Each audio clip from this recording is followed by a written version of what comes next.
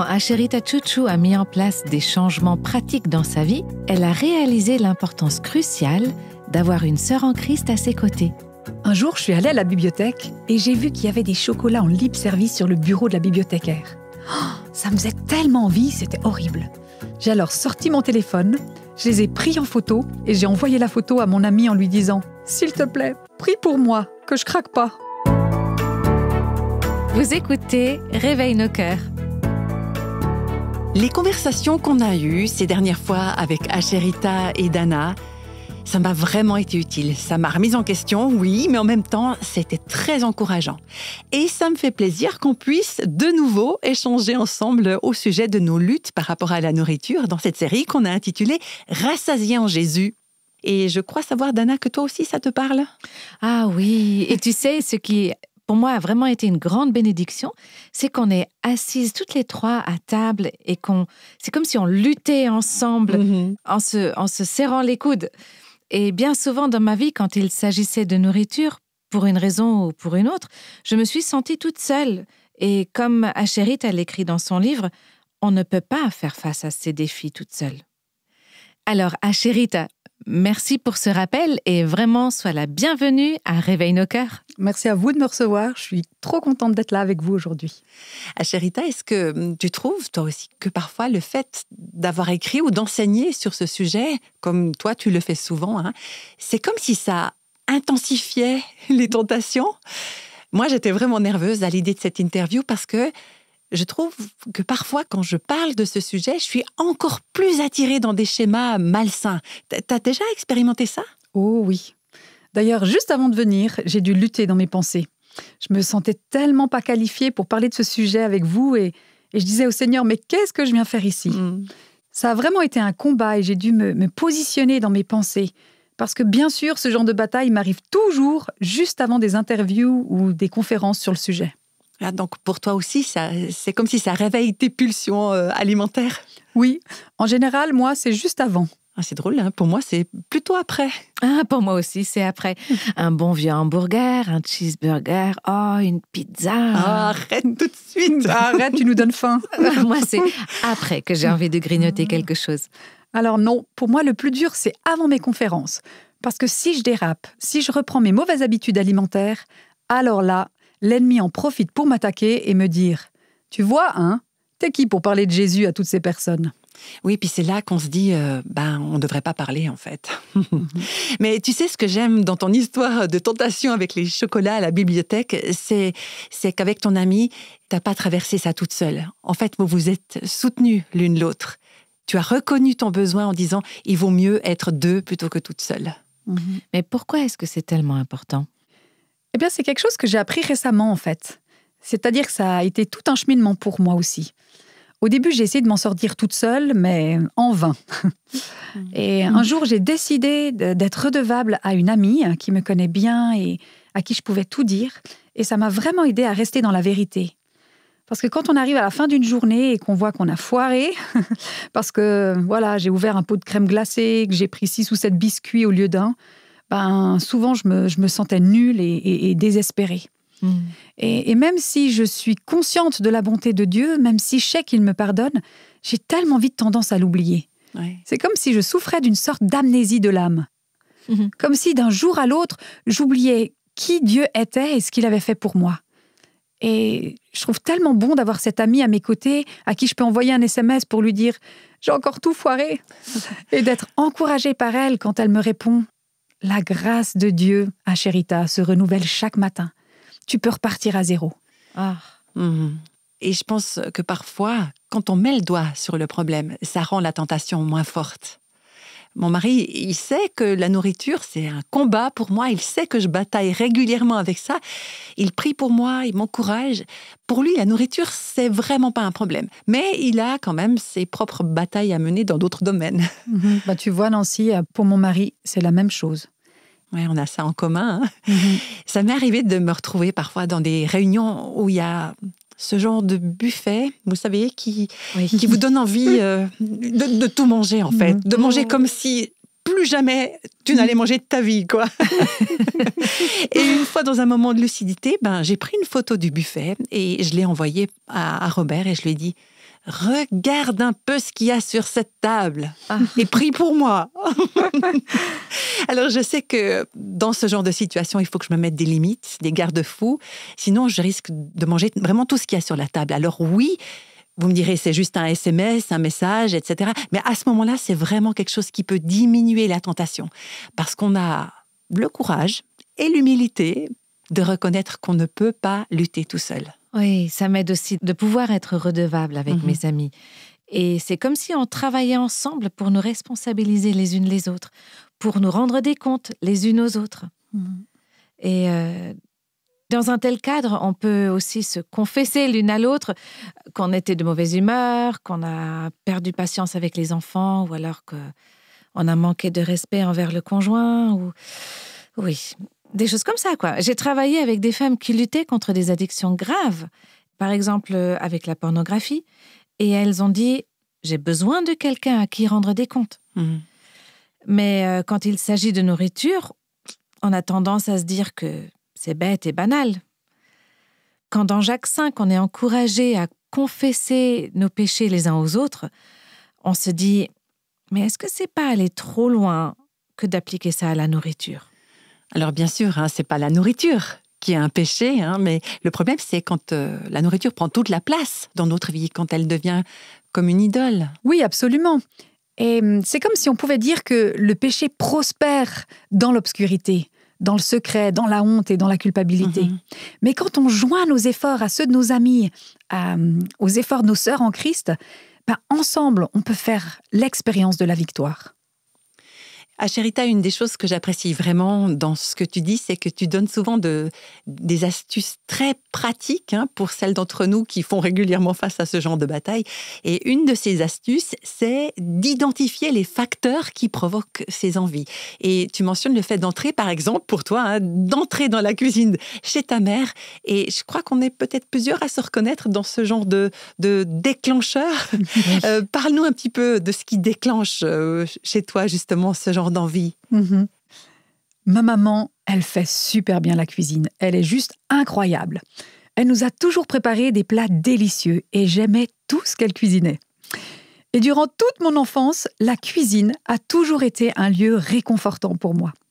Alors maintenant, en tant qu'adulte, quand j'entre dans la cuisine chez ma maman, il y a toujours en moi quelque chose qui a envie d'envoyer promener toute notion de discipline et de manger juste tout ce qu'il y a sur la table, sans même que je me pose la question « est-ce que j'ai vraiment faim ?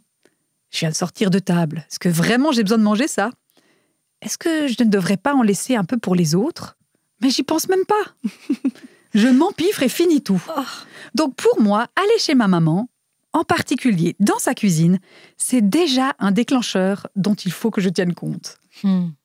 Eh bien, pour moi, le déclencheur, c'est pas tellement d'entrer dans la cuisine, mais c'est les restaurants mexicains. Ah, n'importe quel restaurant mexicain ? Ouais, n'importe lequel. N'importe lequel. Et puis, je vais vous dire une chose, ça va certainement pas être théologiquement correct, mais j'arrive pas à aller dans un restaurant mexicain sans tomber dans le péché. Enfin, ce que je veux dire par là, c'est que je sais que pour moi, aller dans un restaurant mexicain, c'est m'exposer à une tentation encore plus grande. Et ça m'embarrasse un peu de le dire, mais quand même, ça devrait pas être comme ça. Peut-être qu'un jour, ce ne sera plus forcément un problème pour moi, mais tout ce que je constate, c'est que quand vous mettez un panier de chips mexicaines devant moi, je deviens incontrôlable. Et ça me fait penser d'ailleurs que l'autre soir, on a fait un repas mexicain avec des amis à la maison, et il y avait un de ces paniers de chips. Et je tiens à vous dire que c'est quelqu'un d'autre qui avait apporté la nourriture. C'est pas moi qui avais prévu le menu, donc je ne m'étais pas vraiment préparée à ça. Et comme mon mari sait que c'est un combat pour moi, à un moment donné, il a très discrètement déplacé les chips pour qu'elles ne soient plus aussi facilement à ma portée. Oh, c'est gentil. Alors, il a fait ça de façon très subtile, c'était très gentil de sa part, c'est vrai, et j'étais vraiment reconnaissante. Je lui ai dit merci. Mais je crois effectivement que c'est important qu'on puisse savoir quels sont nos propres déclencheurs. Ce qui, pour une raison quelconque, nous rend plus susceptibles de céder à la tentation, c'est important qu'on le sache. Alors pour moi, le déclencheur, je réalise, c'est vraiment les odeurs, les bonnes odeurs de nourriture. Quand je suis en tournée avec mon équipe de conférences, on a pas souvent l'occasion de dîner parce qu'on prépare justement un événement. Donc, on mange tard le soir, ce qu'on appelle notre casse-croûte dans le bus. En fait, on a ce grand bus de tournée où on passe notre vie. Si on n'est pas dans la conférence, on dort, on mange. Et donc, à 10h30 du soir, ce qui n'est pas vraiment le meilleur moment pour manger, c'est là qu'on se retrouve à manger. Et à mon âge, c'est pas idéal, cette heure-ci. Les autres qui sont plus jeunes, ils encaissent bien mieux. Et puis, à chaque fois au début de la tournée, je me dis, je vais juste manger mon thon et mes crackers, ou alors ma pomme, ma banane et mon beurre de cacahuète. Et alors, je sens l'odeur, les bonnes odeurs de ce que les autres ont commandé et fait livrer, de la pizza, des grillades. À 10h30 du soir, alors c'est sûr que tu vas pas bien dormir. Ah oui. Et tu sais, les 2 premiers soirs de la tournée, ça se passe assez bien. Ou les 2-3 premiers soirs, ça dépend. Je résiste bravement à la tentation. Et après le 4e et le 5e soir, je finis par céder. Moi, s'il y a bien un mensonge auquel je crois à chaque fois dans ce genre de situation, c'est « Oh allez, juste une bouchée ». Tu t'es déjà dit ça ? C'est juste une bouchée. C'est pas toute la pizza que je vais manger, juste un tout petit bout. Tu sais quoi, moi je ne l'ai pas juste pensé, je l'ai fait. À mon avis, c'est là que l'ennemi gagne. Ces déclencheurs, si on n'en est pas conscient, ils peuvent vite nous faire dérailler, malgré nos bonnes intentions et notre envie d'honorer Dieu dans la manière de se nourrir. Mais alors, comment est-ce qu'on peut déterminer quels sont nos déclencheurs ? Honnêtement, je crois que c'est en partie une question de réflexion, de réfléchir à ce qui se passe. Il n'y a pas de solution toute faite, mais pour donner un exemple, quand on arrive à la fin de la journée en se disant « Oh là là, j'ai tout gâché aujourd'hui », pourquoi pas s'arrêter un moment pour retracer consciemment ce qui s'est passé ? Certainement que vous vous êtes réveillé le matin avec la ferme intention de manger sainement et d'honorer Dieu dans votre façon de vous alimenter. Et certainement que vous n'avez pas commencé par vous dire « je vais me goinfrer avec tout ce que je trouve, je vais complètement perdre le contrôle ». Ah oui, en effet, je crois que personne ne se réveille le matin en se disant « aujourd'hui, je vais me goinfrer pour me sentir absolument horrible en allant me coucher ce soir ». Oui, mais pourtant, ce sont des choses qui arrivent. Donc, si c'est le cas, si ça vous arrive, je vous encouragerai à prendre un peu de temps à la fin de la journée pour prier par rapport à ça. Et de demander au Saint-Esprit d'ouvrir votre cœur et votre esprit pour analyser tout ça. Et de vous poser la question à vous-même. À quel moment, finalement, les choses ont mal tourné pour moi ? Est-ce que c'était quand je suis passée devant un certain fast-food ? Ou est-ce que c'est parce qu'il y avait un aliment en particulier que vous gardez en réserve à la maison, caché à quelque part ? Un jour, il y a une femme qui m'a raconté qu'elle achetait toujours en grande quantité le même genre de chips pour ses amis, juste pour être sûre d'en avoir assez à la maison. Mais malheureusement, toutes les fois, elle se retrouvait à l'ouvrir et à dévorer tout le paquet en une seule fois. Et pour elle, c'est vraiment ce genre de situation, ce genre de nourriture-tentation qui est le déclencheur. Et est-ce que tu penses que les émotions peuvent être un déclencheur aussi ? Absolument. Quand on se sent triste, quand on est en colère, même quand on est heureuse parfois, une longue journée de travail aussi, ça peut être un déclencheur. On veut se récompenser en quelque sorte. Oui. Oui, je me souviens d'avoir été au téléphone avec une amie qui, elle, avait lutté contre l'alcoolisme dans son passé. Et puis, pour elle, c'était toujours important de rester vigilante, en fait. Elle m'a appelée plusieurs fois au cours d'une même semaine. Elle tenait bon, mais elle luttait. Et puis, quand elle m'a appelée la 3e fois de suite, j'étais, moi, pour la 3e fois dans un magasin de donuts. On dirait un schéma qui se répète, là. Oui, c'est ça, c'est ça. Et puis, elle m'a dit, mais dis donc, tu es encore dans ce magasin de donuts ? Et j'ai dit en baissant la voix, oui, j'y suis encore. Et puis, elle m'a dit, mais dis, tu n'as jamais pensé que tu pourrais avoir besoin de m'appeler ? Et j'ai dit, non, pas vraiment. Mais maintenant que j'y pense, peut-être, hein. Et alors, elle m'a tout de suite demandé, mais c'est quoi ton déclencheur ? Et en fait, cette semaine, j'avais été triste. J'avais vraiment passé une sale semaine. Et je pense que parfois, pour moi, c'est vraiment les émotions qui me poussent à bout. Et donc, quand je reconnais ce déclencheur, par exemple, quand je réalise et je reconnais « Ah, je suis dans la cuisine de ma maman » ou alors « Oh, je me sens triste » ou quel que soit le déclencheur, qu'est-ce qu'il faut faire quand je le reconnais ? Quelle est l'étape suivante ? J'imagine que la réponse, c'est pas va plus jamais dans la cuisine de ta maman. Ou alors, ne mange plus jamais de donuts. Oh, merci Seigneur que c'est pas ça la réponse. Ou alors ne va plus jamais dans un restaurant mexicain. Oui. Non, heureusement. Je pense qu'il faudrait, si possible, identifier le déclencheur à l'avance. Par exemple, voilà ce qui va se passer. Je dois aller dans un restaurant mexicain avec mes amis cette semaine. Et il y aura des chips. C'est ça. Ou un autre exemple, je vais aller chez ma maman. Ou il y aura des donuts dans le train. Déjà, d'y réfléchir à l'avance, je pense que ça peut aider. Et dans un deuxième temps, je vous encouragerai à prier et à demander au Seigneur de vous donner la maîtrise de vous-même. Dieu, c'est vraiment notre partenaire dans tous les domaines. Son but, c'est vraiment qu'on puisse grandir et connaître la victoire dans nos batailles. Dans la Bible, il est dit que toutes les tentations qui nous assaillent sont communes à tous les êtres humains et qu'avec chaque scénario de tentation, Dieu nous donnera le moyen de nous en sortir. Je trouve que c'est encourageant. Ouais. Et puis ça me rappelle un verset auquel je me suis souvent raccrochée. C'est 1 Timothée, chapitre 4. On a parlé de la prière pour faire face à la situation. Oui. Mais c'est aussi valable pour les prières qu'on fait avant les repas. Parce que parfois, on fait juste une petite prière avant de manger, par habitude. Par routine. Oui, et puis même des fois, carrément, en tout cas en ce qui me concerne, j'oublie, ça m'arrive. Et dans sa première lettre à Timothée, Paul parle aussi de certaines personnes qui pensent qu'elles sont plus spirituelles parce qu'elles s'abstiennent de nourriture, de la nourriture que Dieu a créée pour être reçue avec reconnaissance. Voilà ce qu'il dit. Tout ce que Dieu a créé est bon, et rien ne doit être rejeté pourvu qu'on le prenne dans une attitude de reconnaissance, car cela est rendu saint par la parole de Dieu et la prière. Alors, à nous de réfléchir à comment on pourrait appliquer ça dans nos prières avant le repas ou dans les moments où on est vulnérable à la tentation, quand il y a nos déclencheurs qui s'activent. Oui. Ouais, pour moi, dans ma famille, de façon pratique, on a pris l'habitude de remercier le Seigneur pour la nourriture quand on se met à table. Donc, c'est pas juste réciter une prière sans trop penser à ce qu'on dit, mais vraiment une prise de conscience que tout ce qu'on a, c'est Dieu qui nous le donne. Vraiment. On dit vraiment, mais Seigneur, merci pour ce repas. C'est juste un excellent cadeau que tu nous fais et que tu nous donnes.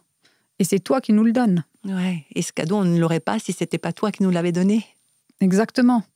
Mais je trouve que c'est également lui dire « Seigneur, je veux t'honorer par ce repas ».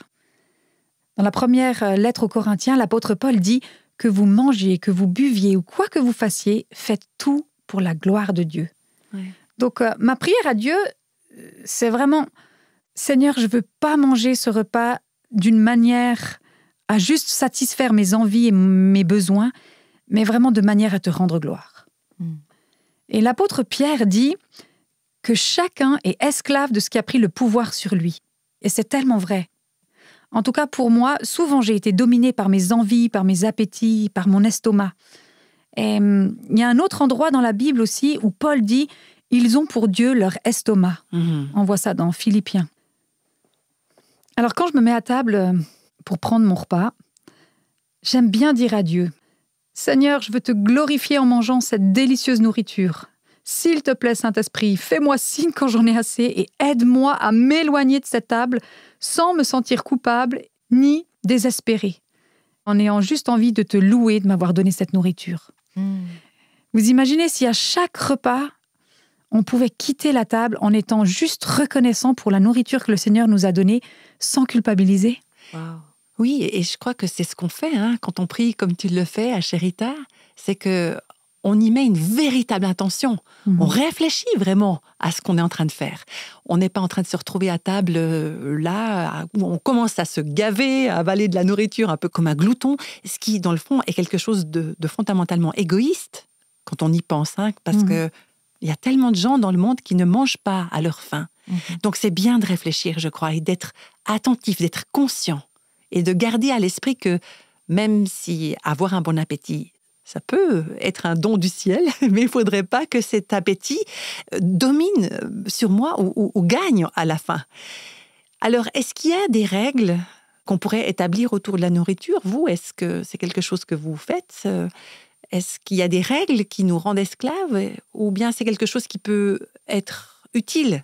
Et puis, comment faire pour ne pas tomber dans le légalisme? Oui, c'est ça. Une des règles que moi, je me suis fixée, c'est que j'essaye de ne jamais manger en regardant un écran. Ah. Ouais, quand j'étais célibataire, je mangeais toujours devant un écran. Mais maintenant que je suis mariée, ça aide un petit peu parce qu'on se met à table ensemble pour manger avec Robert. Alors, qu'est-ce que tu dirais à une femme célibataire? Est-ce qu'elle peut manger devant un écran? Est-ce que c'est OK? Donc, c'est pas l'idée de dire que c'est bien ou mal. Hein. Tu dis plutôt à Sherita que c'est quelque chose qui t'a été utile. C'est bien ça? Oui, c'est vraiment quelque chose qui me correspond et m'aide. Mais on est toutes différentes et je crois que ce qui est important, c'est de trouver ce qui nous convient à chacune en matière de règles d'alimentation. Ce que moi, j'ai besoin de faire pour manger d'une manière qui glorifie Dieu sera peut-être pas pareil pour toi. Chacune doit trouver et se fixer ses propres limites qui l'aidera à glorifier Dieu. C'est ça finalement l'important. C'est vrai, oui. Et ça me fait penser d'ailleurs au psalmiste quand il dit « Tu en as fixé les limites. C'est un jardin plein de délices » au psaume 16. On se retrouve dans un cadre de sécurité au cœur de ses limites. Donc oui, pour moi, en tant que mère de famille, qui suis toujours un peu débordée, je sais que quand je suis en train d'engloutir et de manger à fond de la nourriture en étant sur les écrans, et que mes filles sont là en train de crier autour de moi, c'est le genre de situation qui va me stresser et qui souvent va faire que je mange, sans que finalement je le réalise. C'est donc encore une fois l'émotion qui pousse à manger. Oui, et en plus dans ce genre de situation, donc quand je mange devant un écran, je ne suis pas toujours consciente, concentrée et reconnaissante de ce que je mange. Et je profite absolument pas de ce cadeau que la nourriture représente. Donc pour moi, oui, c'est la limite que je me suis fixée de ne pas manger devant un écran. Oui, tu parlais d'être consciente, cette pleine conscience, c'est probablement un très bon conseil. Mais qu'est-ce que ça veut dire, pratiquement, de manger en pleine conscience? Comment est-ce qu'on fait ça? Il y a eu un temps où j'essayais de tenir une sorte de journal alimentaire. Ça m'arrive encore de faire cet exercice de temps en temps, vraiment dans l'idée de faire le point. Mais de tout écrire et cela tout le temps, c'était devenu trop lourd pour moi et puis ça m'amenait à faire le yo-yo entre la fixation et l'obsession de la nourriture. Ah oui, exactement, oui. Donc parfois, oui, j'utilise encore cette méthode du journal de l'alimentation pour faire le point, mais j'aime vraiment mieux cette façon de manger en pleine conscience.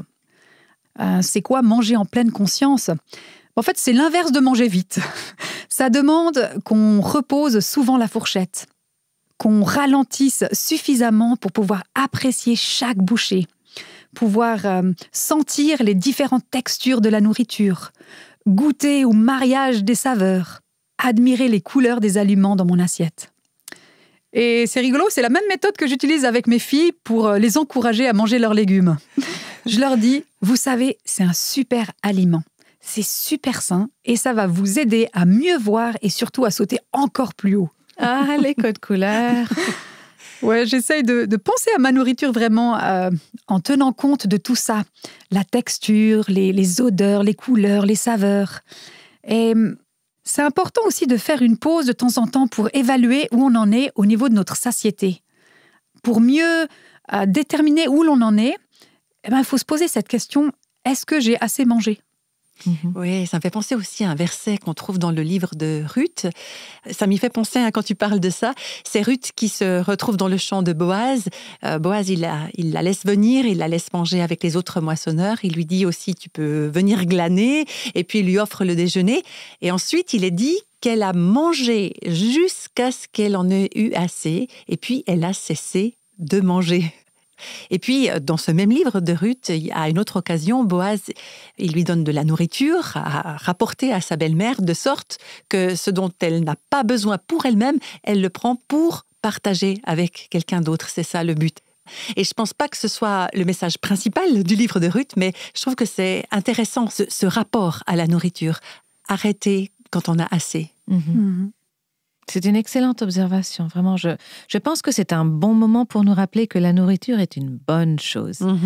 C'est un bon cadeau de Dieu. Et la Bible parle de festin et de maîtrise de soi. Il y a un temps et un lieu pour nous mettre à table et profiter de l'abondance, de la bonté de Dieu. Ouais. Et je crois que le défi, c'est ça, hein. C'est que si on se gave tout le temps, alors on profite même pas, en fait, du festin. On se sent juste mal, on se sent lourde, et voilà, on passe à côté, quoi. Et puis alors, la fête n'a pas de sens. Mais les fêtes dans l'Ancien Testament, elles avaient un sens. Mon mari, ça lui arrive souvent de sauter le déjeuner, parce que je vous l'ai déjà dit, la nourriture n'a vraiment pas d'importance pour lui. Et moi, ça, je comprends pas, ça me dépasse. Mais j'admire sa maîtrise de soi. Et parfois, il veut pas déjeuner parce que lui, il aime arriver au dîner en ayant faim. Et comme on travaille tous les deux à la maison, pour ma part, j'ai accès à la nourriture toute la journée. Et la plupart du temps, je fais que grignoter, je mange sans trop réfléchir. Et puis quand j'arrive le soir au dîner, j'ai pas vraiment faim. Et c'est là que souvent, le soir, Robert me dit « Ça fait du bien de ressentir la faim ». Alors bien sûr, c'est vrai que ça nous aide à apprécier davantage le repas si on n'est pas en train de se gaver continuellement. Oui, c'est un conseil important, ça. Il ne s'agit pas de se priver. En fait, il n'y a pas simplement l'aspect de la privation, il y a aussi l'aspect de la bénédiction, de cette attente dans la joie d'une bonne chose qui vient. Comme, par exemple, je me réjouis de ce bon repas qui m'attend. Ouais, Merci Seigneur. Oui, c'est vraiment ça. Et c'est comme ce que Paul dit dans sa première lettre à Timothée, que Dieu nous donne tout avec abondance pour qu'on en jouisse. Donc, effectivement, la question, c'est est-ce que j'en profite ? Est-ce que mes habitudes alimentaires et mes rythmes alimentaires me permettent aussi d'apprécier, hein ? On parlait du sentiment de satiété. Alors, est-ce que quand je mange, j'en profite vraiment ? Oui. Ah, vous savez quoi, j'aimerais bien vous partager un conseil vraiment fou que le Seigneur m'avait donné. C'est un peu bizarre et je pense que théologiquement, vous allez peut-être penser que je suis folle. Allez, dis-nous vite ce que c'est. Ouais, dis-nous. Alors, dans Jérémie 29, au verset 11, on lit « En effet, moi je connais les projets que je forme pour vous, déclare l'Éternel, des projets de paix et non de malheur, afin de vous donner un avenir et de l'espérance. » Donc Dieu, il regarde, il voit notre futur. Et je sais que mon point faible avec la nourriture, c'est quand je mange au restaurant, parce que je veux tout. Je veux l'apéritif, l'entrée, le plat principal, le fromage, le dessert, le café. À la maison, c'est vraiment pas un problème, hein. C'est en partie à cause de la façon dont je fais les courses, qui ne me donne pas tellement l'occasion de dérailler. À moins que nous n'ayons eu un événement spécial ou une fête. Mais sinon, il n'y a que de la nourriture saine chez moi. Et si j'ai une envie incontrôlable, alors je vais chercher une banane surgelée dans le congélateur et que je recouvre d'un petit peu de chocolat, parce qu'il n'y a presque pas de sucre dans ça. Et puis toute petite bouchée de banane surgelée me fait déjà du bien, ça me suffit. Donc, à la maison, je ne me donne pas vraiment la possibilité de dérailler. Mais c'est toute une autre histoire au restaurant. Alors, pour en revenir, j'ai un fil rouge, hein, mais pour en revenir à ça, donc je parlais au Seigneur à propos de la nourriture un jour et ce verset m'est venu à l'esprit. Jérémie 29, 11. À ce moment-là, c'était comme si Dieu me disait « Je suis quelqu'un qui planifie l'avenir. Je planifie stratégiquement. » Et puis, je vous dis, j'ai pas compris, hein. J'ai dit, mais qu'est-ce que ça a à voir avec le fait de manger au restaurant, Seigneur ? Ça a beaucoup à voir, je crois, hein. Eh bien, oui, j'ai l'impression que vraiment Dieu me parlait à mon cœur et me disait, tu n'as même pas vraiment besoin de regarder le menu, ma chérie, tu sais. Décide d'avance ce que tu vas commander, avant même d'y être. Et j'avoue, ça m'a vraiment aidée à surmonter ces problèmes de surabondance dans le menu du restaurant. Et les restaurants que j'aime et que je connais, après, je les connais, donc je connais le menu. Alors, je commande déjà d'office mon plat préféré. Voilà. Et quand je vais dans un nouveau restaurant, où je ne suis jamais encore allée avant, je me dis, avant d'y aller, que je devrais peut-être commander du poisson, ou des légumes, ou du poulet. Et donc, je planifie à l'avance la catégorie d'aliments que je vais manger. Et puis, ça m'aide vraiment beaucoup. Alors, en ce qui me concerne, je suis plus ou moins d'accord, parce que on va dire que c'est une application qui est tout à fait possible, par rapport au verset que tu citais, Dana. Mais personnellement, moi, j'aime regarder les menus. C'est quelque chose que j'aime. J'aime regarder les photos de la nourriture. J'aime regarder aussi les descriptions des aliments. Sauf que de plus en plus, ils indiquent les calories, les glucides et tout ça, et puis ça m'enlève un petit peu l'envie. Ah, mais ça, tu vois, ça, de nouveau, c'est bien pour moi, parce que ça me fait réfléchir à 2 fois si je veux vraiment commander ce plat. Mais c'est vrai que moi aussi, ça m'a déjà aidé, en fait. De m'attarder aussi longtemps sur des menus, je sais, ça ne m'aide pas. Et si je donne du carburant au mécontentement et à l'avidité quand je m'attarde sur ce menu, bien sûr, ça ne m'aide pas. Donc voilà, j'y réfléchis à l'avance aussi et je me dis, j'ai même pas besoin de regarder le menu. Je sais que si je ne regarde pas, ça va m'aider aussi, c'est vrai. Oui, et en plus, vous savez, quand je ne regarde pas trop le menu, j'ai plus de temps pour parler à mes amis qui sont à table avec moi. Ah, ouais, c'est intéressant ce que tu dis. Ça met quelque chose en évidence, c'est que les gens sont plus importants que la nourriture. C'est une très bonne réflexion. Il y a un autre conseil que j'ai trouvé aussi utile, c'est la règle des 3 bouchées. C'est des chercheurs qui ont trouvé ça. Ça s'appelle satiété sensorielle spécifique. Tu peux le redire encore une fois pour nous ? Oui, satiété sensorielle spécifique. Ah, et puis maintenant, très vite une fois. Non, satiété sensorielle spécifique. Non, j'explique en gros ce que c'est. C'est quand nos papilles gustatives sont saturées, quand elles reçoivent le même type de goût encore et encore. Donc, ça veut dire que quand tu es à ton 5e brownie, il n'est plus aussi bon que le premier, ou qu'à la première bouchée. C'est tellement vrai. Et ce que j'ai trouvé utile, c'est de pouvoir faire une pause en me disant « J'ai envie de ce brownie, et je vais en savourer 3 bouchées et apprécier chacune d'elles. » Avec la première bouchée, je fais une première pause pour adorer le Seigneur en lui disant « Seigneur, merci d'avoir fait une si bonne nourriture. » À la 2e bouchée, je me concentrerai sur le goût, sur l'expérience de la saveur. Et à la 3e bouchée, je me dirai « C'est tout, et c'était bon. Ça me suffit, Seigneur. Merci. » Ah, c'est bien ça. Je viens d'apprendre quelque chose, faire l'expérience de la saveur. Cette série de podcasts m'a apporté beaucoup de plaisir, vraiment, et c'était tellement concret. Et encourageant. Et j'ai tellement aimé cette conversation et j'espère voir beaucoup de femmes avoir leur propre conversation avec leurs amis à ce sujet. Et je pense que ce sera quelque chose qui vous mettra au défi, vous qui nous écoutez, par rapport à la nourriture, comme ça a été le cas pour nous 3 ici, au cours de cette conversation. Mais je crois aussi que ça va vous permettre de trouver une plus grande plénitude et une plus grande satisfaction en Christ. Et quelque part, c'est la raison d'être de ce ministère Réveille nos cœurs, d'appeler les femmes à faire l'expérience de la liberté, de la plénitude et de porter du fruit en Christ. Donc voilà, merci beaucoup à Cherita d'avoir été avec nous pour cette série de podcasts. Oui, merci à vous de m'avoir invitée, ça a été une réelle bénédiction. Oui, moi aussi, je me sens vraiment bénie. Un énorme merci à vous 2 et à chacune de nos auditrices aussi. On se réjouit déjà de vous retrouver pour le prochain podcast avec Réveille nos cœurs. À tout bientôt!